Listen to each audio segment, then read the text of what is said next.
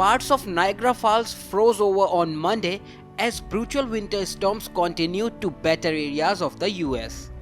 After temperatures fell to -18 degrees Celsius in Niagara, New York State last week, tourists gathered to witness the ice which had formed on the top of the famous waterfall over the weekend and on Monday. Thick chunks of ice were seen floating in the water as clouds of steam and a rainbow were visible throughout the day.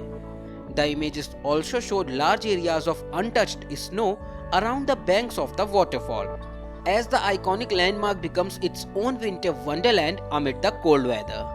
Although some images made it appear that the falls themselves were frozen solid, the water never stopped flowing despite the freezing conditions. Ice forms on the waterfall every year, but widespread freezing only occurs after a sustained period of cold temperatures, according to Niagara Falls, USA. Similar photos of large areas of ice on the waterfall were captured in 2014 and 2015 as polar vortex events hit the area.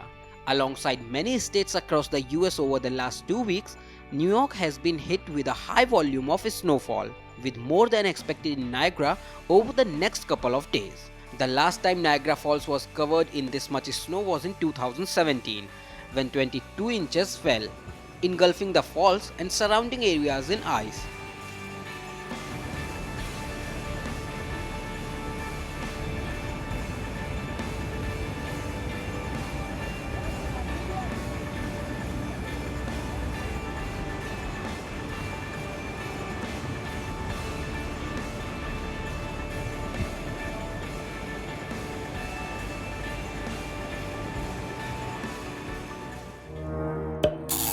Subscribe to our channel by clicking the subscribe button. Click the bell button and enjoy the latest uploads from our channel.